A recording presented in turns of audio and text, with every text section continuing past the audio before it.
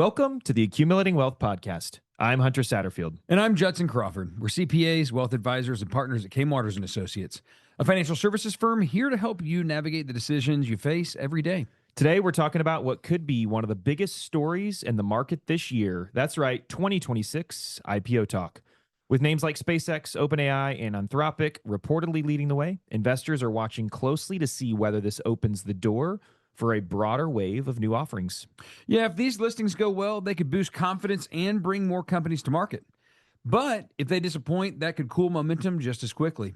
So let's break down the opportunities, the risks, and why this IPO cycle matters beyond just a few headline names.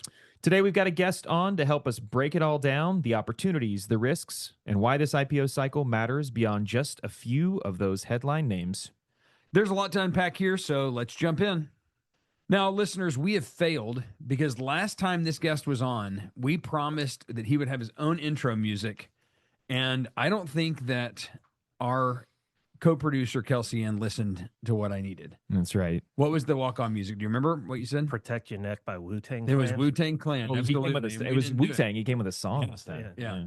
Kelsey Ann, get it ready. I'm not sure that you can do the residuals or anything on that anyway. Yeah, good point. Yeah. Well, welcome. Storytime with Brad. Thanks. As usual. We teased this one, listeners, a few shows ago. It is indeed IPO talk. You will, in all likelihood, be hearing this on, Tuesday after Memorial Day. We are recording today, Thursday, May 21st, with really breaking news. I mean, stuff is breaking right now on SpaceX IPO, which is now set, Judson, for June 12th. It was like speeding out to market. There's a whole bunch of, rumors and cynical reasons potentially why. Looking at probably 1.75 trillion to 2 trillion. Is that all? That's just a small one. Yeah.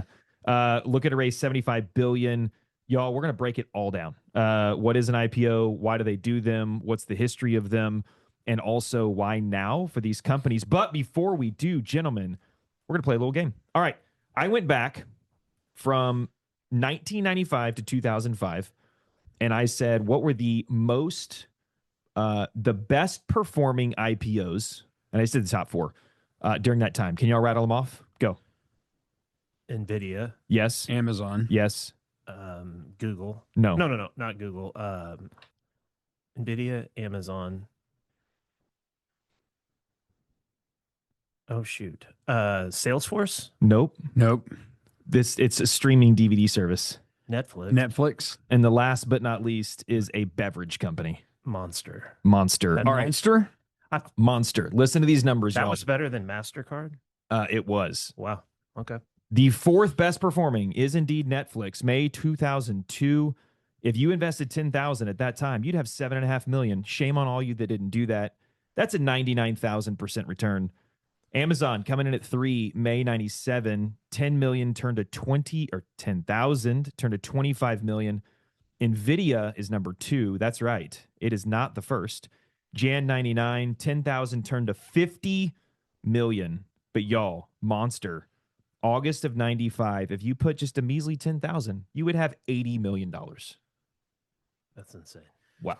So, interestingly enough, some of the ones that weren't in the top 4, I was just looking back at this, eBay. Yeah. Some of the ones that Soon to be GameStop. VeriSign. Yeah, indeed. The Monster gain, I had to practice saying this, listeners. The gain on Monster is 818,000%. On Monster. Wow. That's a lot of So caffeine. that's a Wow. lot. 35% compounded A lot of tar annually. Yeah. A lot of bros. And we're going to break down these 3 that are coming and many more, listeners. These are not your mom's Amazon Monster, okay? These are going to be very, very different for a whole lot of reasons. But before we get there, we're going to tease that. Before we get there, we have to talk about why companies even IPO. You know what? We need to even just say what IPO stands for. Initial public offering. That's right. So again, listeners, this is basically companies going from privately held, whether it's owned by one person, whether it's owned by many people, whether it's backed by VC, whatever else it is, and going out and listing themselves on the public stock exchanges. So the question becomes why they would do that. Now, there are a couple different reasons here. The first... I'm just going to answer. I have the answer. Oh, good. Go for it. Money. Oh yeah, the first is to raise capital. Exactly. Yeah, number one's raise capital. So I mean, they can raise. I mean, SpaceX is looking to raise 75 billion. Yeah, when you were saying they can raise, apparently now it's 75 billion. Yes, it's not even hundreds of millions. Yeah. It's now multiples billions. And they can do that, Brad, without taking on new debt, which is is a good thing, or giving up control to a VC firm. The question is, why do they want to raise money? Like, what is it that they're raising money for as a part of this process? To fuel growth. I mean, you're basically shifting to where now you have access to public capital, and so when you have a company as big as SpaceX, which is going to be as top of mind because it's coming, you know, private capital. You've been through round after round after round after round. You just have to make those guys liquid. They're going to want their exit at some point. And B, there's more money in public markets than there is in private. And so by listing yourself, you now have access to that. You can issue new shares and raise money if you want to do something. A lot of companies go public too because their balance sheets tend to be fueled by debt when they're private companies. So when you go public, you can clean their balance sheet up pretty quickly too. Yeah, exactly. And I think maybe Judson, some of this way, because like that growth, that money can fund growth. To his point, it can do R&D, acquisitions, debt repayment, as you mentioned.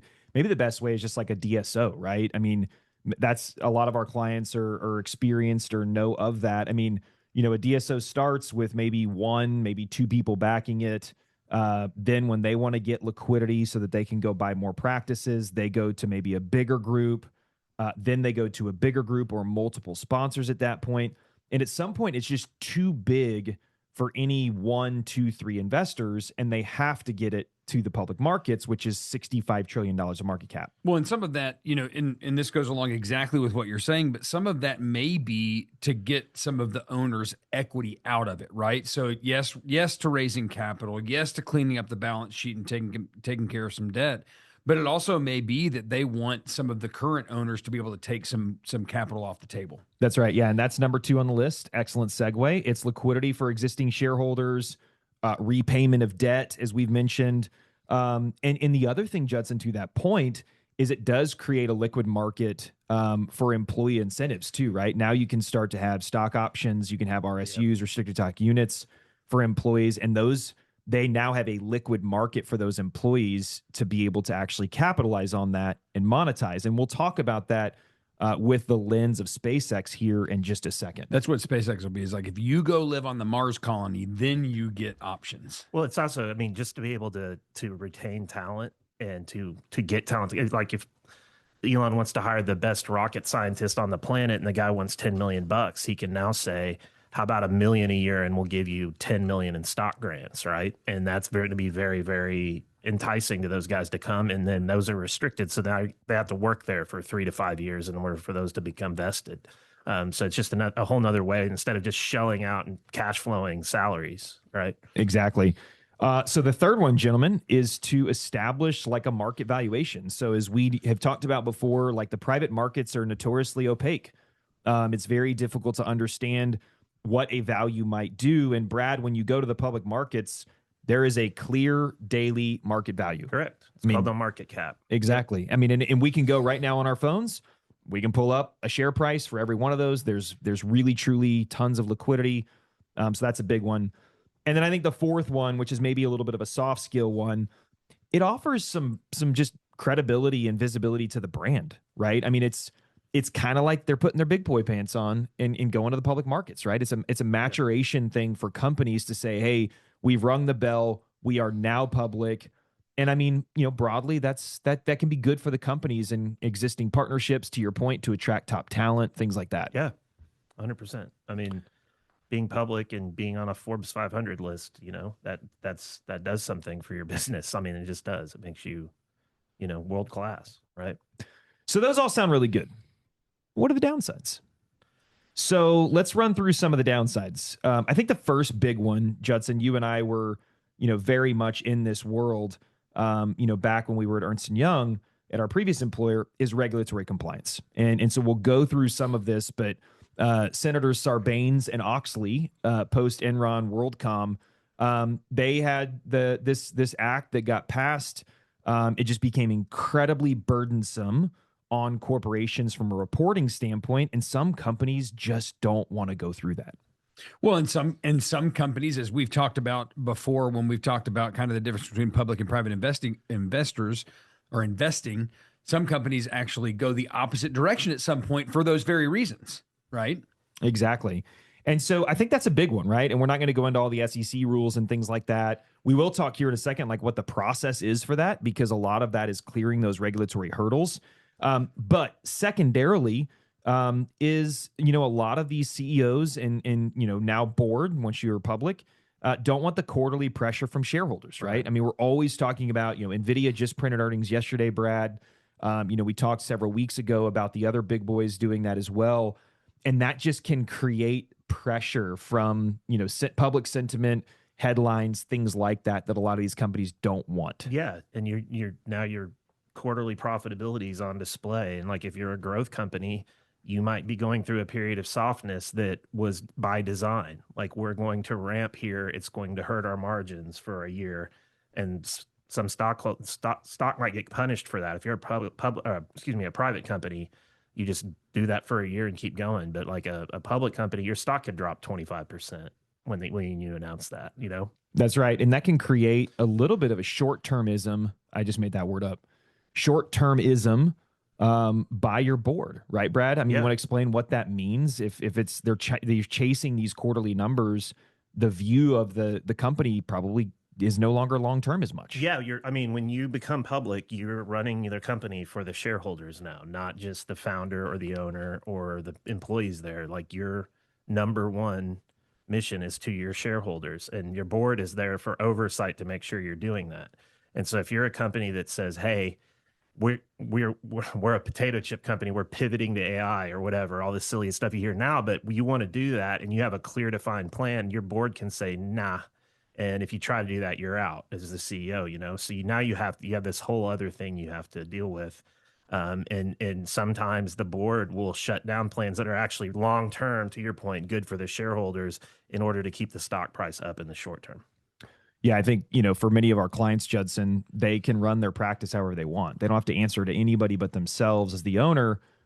For us as Kane Waters partners, we can make very long-term decisions that are maybe loss leaders for our organization or whatever else it is, because we don't have to report to anybody but ourselves. Yeah. Right. And I think that is a big win for sort of the long-term approach, how you bring success upon companies.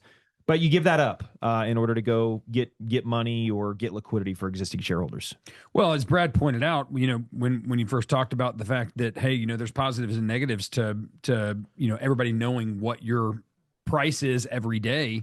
And I think that, for any large company, you are beholden to the shareholder, you are beholden to the stock price, which, it just makes decisions two-sided in a lot of ways. Exactly. And I think the last one here, just very quickly, listeners, is a little bit of loss of privacy, right? I mean, you've got regulatory compliance, you have things you have to talk about as nitty-gritty as sales in individual countries of an individual product or business unit you have. And that just isn't the case with private companies. So those are some of the reasons why, some of the downsides. We're going to talk about here in just a second why these companies in particular are looking at the current market. But before we do that, SpaceX is about to go on a little roadshow here, Brad. Mm-hmm. Anthropic and OpenAI will do that as well. You want to give the listeners like a 60-second rundown. We don't need to get too complex here. A 60-second rundown from, hey, I'm ready to IPO. I'm going to file my S1 to it is hitting the actual exchange and I'm ringing the bell.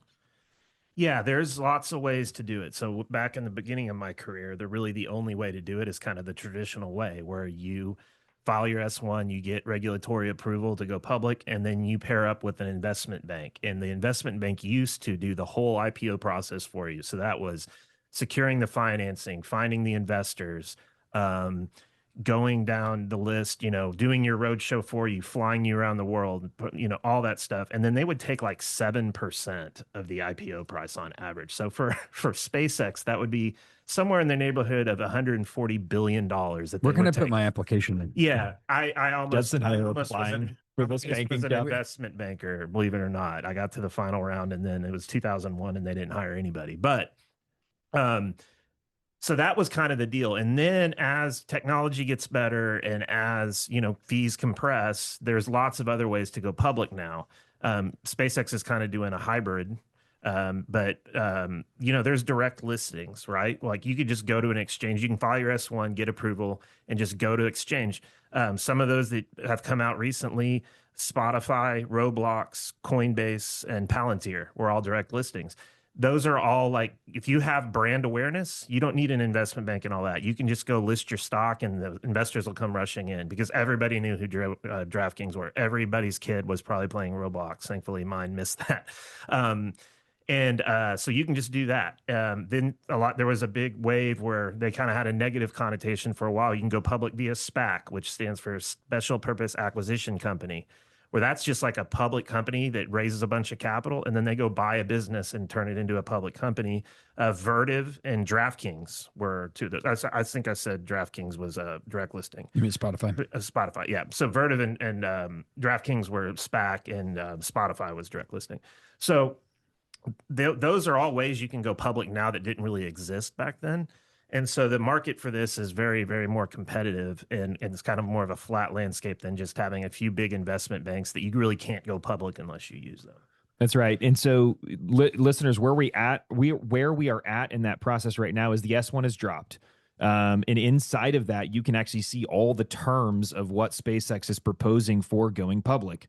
The lockup period, for instance, on SpaceX, and we were talking about that one because it's the one that's most probable here from a timing perspective.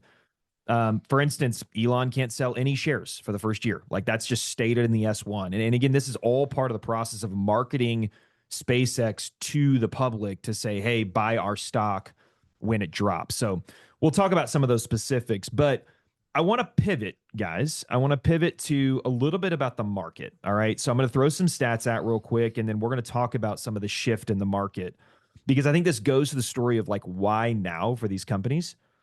So from 95 to 2005, which is that period, listeners, I was referencing earlier when we were talking about the big four that I mentioned. From 95 to 2005, there were 3,200 IPOs, on average 290 per year. Okay, so almost 300 IPOs per year. So that was through 2005. 2015 through 2025. So same time period, just 10 years later. And the reason I chose that one is really post-Enron, WorldCom, post-GFC. It was sort of an interesting market, but things got frothier again in 15. So from 15 to 25, it was only 1,500 total. So exactly half as many IPOs, only 140 per year. For peak year numbers during that first time period, the highest year was in 1996. There were 677 IPOs in 1 year in 1996. A lot of those are probably garbage companies, pets.com. The peak for that second time period was only 311, and that was right after COVID, 2021. That was the SPAC period. Yep. Brad, you're shaking your head or nodding your head. That was the SPAC period. So again, well less than half of the numbers. The last 3 years, only 54 IPOs in 2023, 72 in 24, and only 90 last year. So the numbers have just plummeted. Is that more private money? So yeah, let's talk about the reason why. I think that's the really good one. And there's really four broad reasons. So let's rip through these very quickly. The first, Judson, are those regulatory changes, right? Senators Sarbanes and Oxley just really made things difficult to be a public company. That was actually my first gig when I was at EY, was on a SOX 404 engagement, and it was just incredibly burdensome. Also the reason why you're not at EY. Correct. That is why I'm here. So thanks, Sarbanes. That's right. The second one is exactly what you said, right? And I want to double click on this thread. The growth of the private markets, I mean, it's just exploded. And that's why I picked the 2015 through 2025 time period, because especially now with private credit, these companies, Brad, can just go get private financing. Yeah. So you had a two-headed thing there. So you in 2008, all the big banks to get bought out or to get bailed out, had to convert to an actual bank from an investment bank. So a lot of investment banking kind of went away, and then you had interest rates at zero. And so what that did is that drove a lot of the lending that was traditionally from the big banks got driven into the private markets, because the big banks, first of all, their balance sheets were kind of smoldering craters at that point, and their investment banking had to be pared down to basically nothing. So they couldn't lend in that space. And so here comes private credit and says, we can do it. And then you keep interest rates down that low. It's way more competitive to hit the private market than it is to go get a traditional bank loan. right? And the private credits tend to be a little bit more flexible with you, particularly as a company when you're financing through them. And so that's just fueled the growth of the private markets. And once you have all that money in the private markets, it kind of behooves you to stay private and just keep your valuation going up as long as you have access to rounds of financing. Why have the headache of Sarbox? And then you also, on the regulatory front, you had the wrath of Khan, which was a thing. That was Lena Khan, the head of the FTC, that was kind of shutting down deals left and right. She's gone now, so that's why some of this stuff's starting to come out. Yeah, I mean, in Judson, it pairs with, I mean, for damn near 5 years, we've been talking about the private markets and how that's got to be a part of our portfolio because so much of the value exists over there. And this is part of that story. And listeners, stay tuned because this is going to be a big topic on sort of the numbers as we look at SpaceX and Anthropic here in a second. The third reason why is that you sort of have this, what I would call just a longer private maturation period, right? Just like a comfortability with, being willing to mature more in the private markets. The financing is there. Investors are a little bit more comfortable being over there. There are now liquidity options in the secondary space for investors to be able to get out sort of mid-cycle. And so that's happened as well. And I think the fourth and maybe a little bit lesser, discussed one is really over the last 15 years, these mega cap tech companies have so much cash on their balance sheets that they're just buying all these companies pre-IPO. It really incredible values, right? And so I think a lot of the founders of these companies are like, oh, we can sell to Google or we can sell to Meta or Apple and just become a part of that company, get our valuation and not have to go through the process and headache. Interesting stat, in the 1980s, 90% of VC-backed companies went IPO. Only 10% were acquired. That is completely flipped. It's now 1090. And listeners, in case you're wondering, Google owns 7% of SpaceX and 15% of Anthropic. Google. So I mean, these two companies have just been able to get all that financing from Googles of the world. Tesla owns them. Amazon owns them. And I think that's a lot of the reason why as well. NVIDIA owns 5 pages worth of small chip companies and other AI ancillary stuff that buys some of their stuff. They've been investing in those along the way. They have almost like a little VC fund inside their company. Well, doesn't it? I mean, a lot of these reasons sort of breed themselves together, right? Because of the prevalence of private equity and the money there, a private equity company can take a company, build it up to something, and it's just much easier for them to say, oh, Google wants to buy me over here. We're all going to make a bunch of money here. And then it just continues to perpetuate itself. I mean, and they have the war chests, right? They have the war chests. They can finance it themselves. That's right. Exactly. So this is changing the story. And again, this is going toward our June 12th date. The median market cap at IPO of those companies from 95 to 05 was only $150 million. Only. Yeah. The median market cap in that second time period, 15 to 25, was 1 billion. So we've gone from a 150 million to 1 billion from median market cap. The bottom line is as I said earlier, the game has changed. These IPOs are not your mom's or your grandma's, Amazon's, Nvidia's, Netflix's monsters. They're just not. Or Brad's favorite IPO of the last 20 years, which was Beyond Meat. Beyond Meat, yeah. Mm-hmm. So let me give you some stats. This is just bananas. The revenue to market cap multiple, right? So basically just like, hey, how much sales do you have compared to what your company is valued at? At IPO, Amazon was 3 times. NVIDIA was 4 times. Monster was 8 times. The expected for Anthropic, which could change, who knows? The expected for Anthropic is 40. The expected for SpaceX is 125. Yeah. Listeners, hear me again.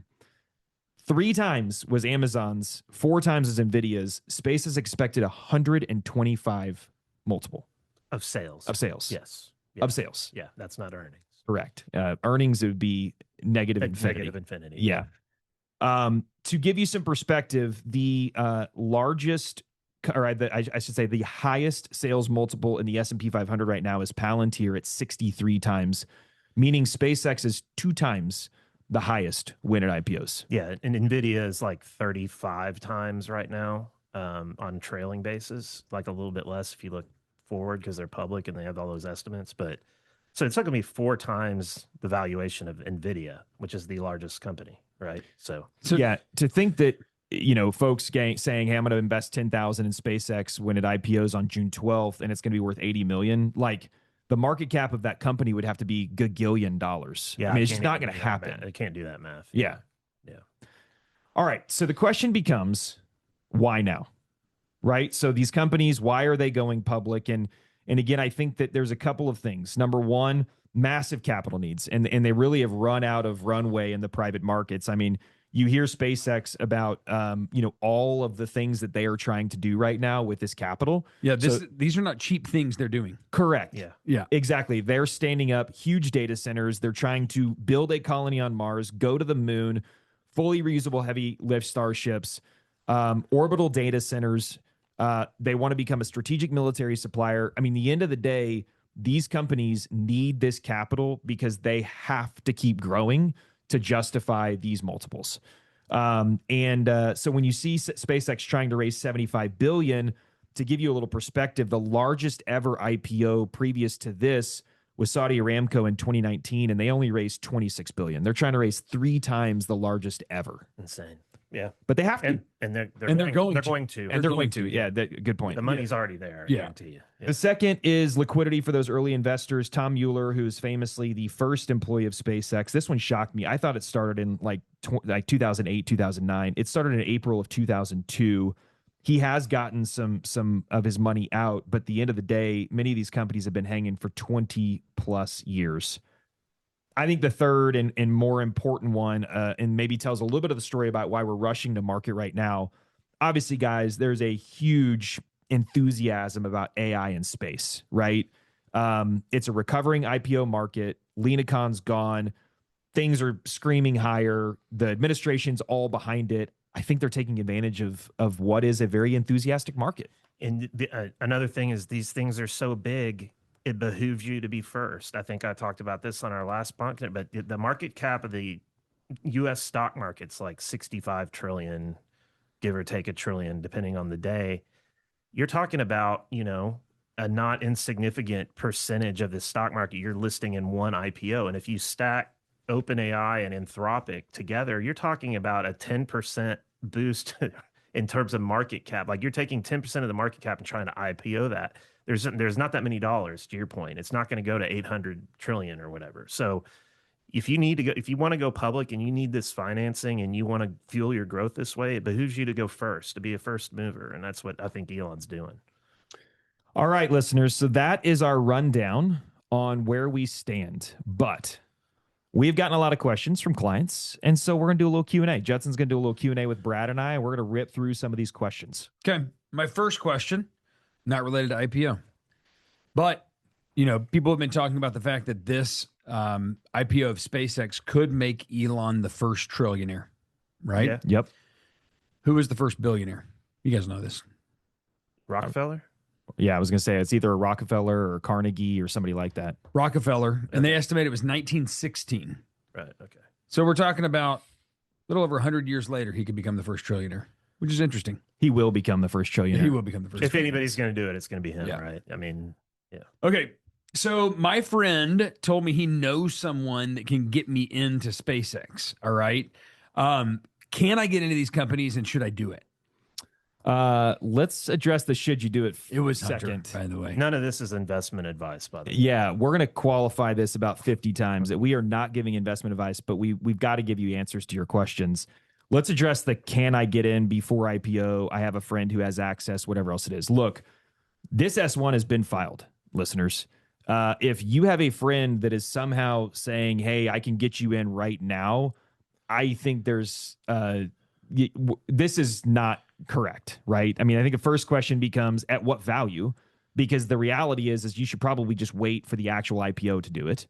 And if the value is less than the IPO price, which is going to be 175 to 2 trillion, why is your friend giving you access to it? Why aren't they just taking it, right? Yeah. Unless your friend is Elon Musk, I would exactly ignore it. I mean, the reality is that there are funds out there that you can buy that own it. I mean, there are public companies that are out there that you can buy that own it. You mentioned Google. Yeah, I mean, this is not complicated. If you want access, you can get it out there. But to say that your friend is giving it to you, or hey, is there a way I can get it when we're only what, 2.5 weeks from it? I think the answer is no. Yeah. The only SpaceX your friend is getting you is bought at a dispensary. Yeah, I mentioned how the IPO market's different. I mean, it used to be if Goldman Sachs was the lead investment banker on a deal, and they would get allocated a ton of the stock, and then they would, if you were a Goldman client, you might be able to get some of the IPO shares.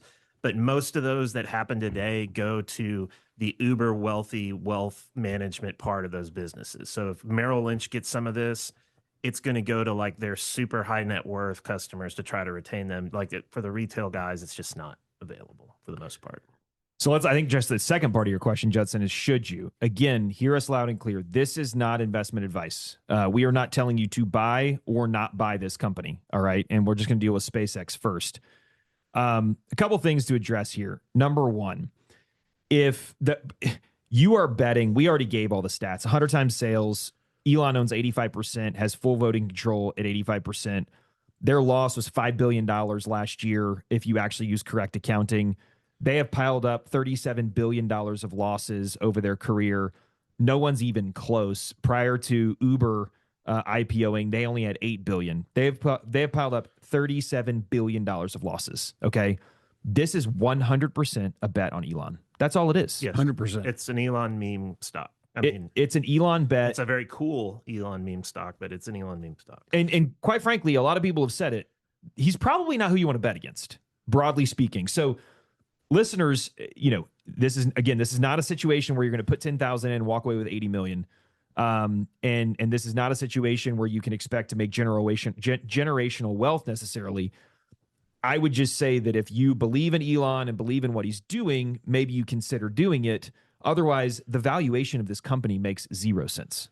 Yeah, it's being valued based on what he's saying they're going to do in the next 3 to 5 years.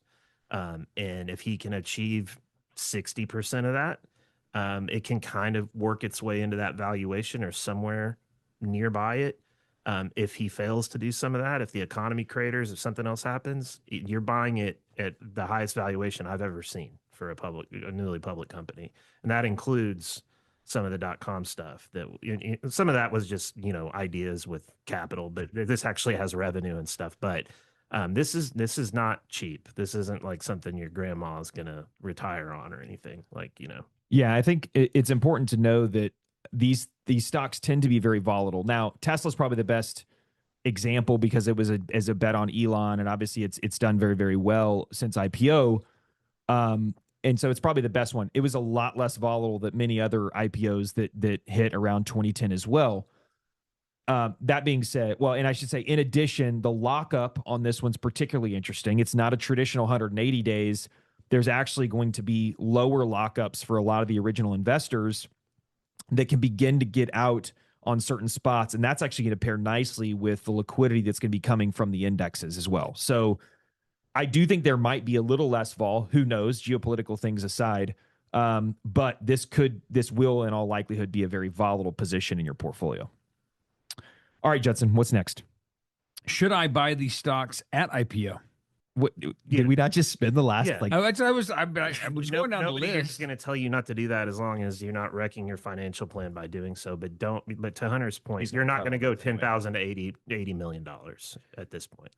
If I want to buy, how do I do that? So that's interesting. We referenced this a little bit earlier. SpaceX is going to be a little bit different as in what shows in their S1. They're actually going to offer about 30% of the shares to retail, and that's not normal. Brad, you had already mentioned that a lot of it just goes to the big institutions. They have already named those the retail place custodians that they're going to give allocation to. Vanguard is not on the list, so if you were a Vanguard person, sorry, you can't buy it at IPO. Schwab and Fidelity are. Schwab just announced today you have to have $100,000 with them in order to even buy it. Then you have to file for a letter of intent, and you still may not get any shares. Fidelity said you have to have $500,000 with them. So this is not something that you can just on June 12th go in when the market opens and buy SPCX with one share in your account that has $5,000 in. It's not going to work that way. If you are interested in it, please talk to your financial advisor, your planner.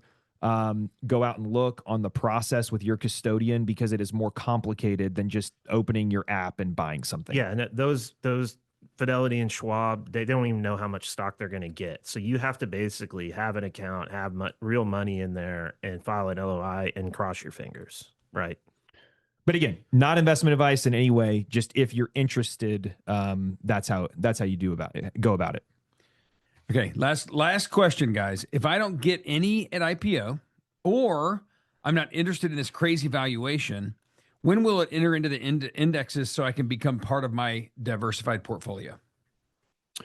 Yeah, it's interesting because the rules here are a little bit different as well. I mean, the reality is that, NASDAQ, FTSE, SPY, like they have rules on when they let things in. And Brad, you can talk through those a little bit. That being said, as I mentioned, there are opportunities as original investors are going down that the indexes will be given opportunities to put this in to help balance that out, right? Because that can create significant volatility like we saw with Facebook back in the day when everybody exited and the stock just just plummeted overnight. The index, I think, is going to be used a little bit, Brad, as a buffer to help as people sell off. Yeah. Each index company has defined rules. So let's just take everybody's favorite, the S&P 500. In order to be included in the index, their original stated rules are that you had to be public on a listed exchange for a year, and you had to have shown a cumulative profit for those 4 quarters. Doesn't mean you have to be profitable every 4th quarter, but you had to have a profitable business in that running 4 quarters to even be added to the index. NASDAQ had something similar. It was shorter. You keep going down the MSCI. They all have different rules, but they all had some wait period, and they are all basically filing to bend those now. So I've heard that it will be in the S&P by the fall. I've heard it's going to be in the NASDAQ basically in a couple weeks after it's IPO'd. It's going to be included in the Vanguard Total Stock Market Index within 5 days of its IPO listing. And so to Hunter's point, when those get added to those indexes, all the indexes rebalance to buy those shares. And so that's going to create a lot of liquidity. And Judson and I kind of talked about this later. That money is going to be coming out of other index constituents in order to buy this and provide that liquidity to it. And so that's going to be a very interesting process. I don't like this, if I may say so, because what happens when you IPO is that you go through a 6-month to a year period where you get price discovery in the market. Investors are buying and selling it. The business is moving around, and you kind of arrive at a price for a market cap for the business, and then it gets put into the index. Now, if you're putting it in the index early, it's just going to kind of justify current valuation or wherever it's trading on that day, and all that money is going to be coming in, and it's going to kind of distort that. So again, that's something to consider if you're buying this. If it's overpriced by 30%, it may not have the opportunity to reprice down 30% before the indexes start jumping in. And that's 60% of all active or all investment dollars are coming from ETFs these days. So that's a tremendous amount of money. Yeah, listeners, hear us out. Most people don't know what's going to happen. We are not the only ones. I was actually up in New York City last week meeting with a asset manager that has $2 trillion. And I asked this question, and they were split internally on what's going to happen to the index, when it's going to get in, what are going to be the implications, what's vol going to look like. And then you layer on top of that geopolitics and inflation and interest rates. This is going to be probably the story of 2026, which is why we spent so much time on it today. And goodness, I hope this was helpful. It was fun. It was very fun. Now, my last question of the day. You got the right first billionaire. Does anybody know who the first millionaire is? Now, this doesn't include monarchs because monarchs didn't really report and they were probably more than a millionaire, but the first self-made millionaire. Any idea? Like in the world or the United States? Well, it is in the United States, but he's the first credited as being the first millionaire. It's got to be somebody around railroads or something like that. That's all I can think of. Yeah, it wouldn't be banking because they had to have been in there before that. Boy. Charles Ponzi. John Jacob Astor. Oh, yeah. Oh, okay. Yeah, that makes sense. Trading into real estate, good call, Hunter. into international commerce. Yeah. John Jacob Astor. Is he part of one of them songs that we used to sing? He is John Jacob Astor Heimer-Smith. La, la, la, la, la, la. I don't think that's how it goes. The best way to keep up with this is to subscribe to this podcast. That way you never have to miss an episode and you can go back to listen to all the others. If you're enjoying it so far, leave us a review. Have a question, comment, or suggestion for a future episode? Drop us a line at kmwaters.com/wealth. We really do answer these. And if you want to learn more about what we do, and we're not recording these episodes, visit canewaters.com to see how we're helping over 3,500 clients reach their long-term financial goals.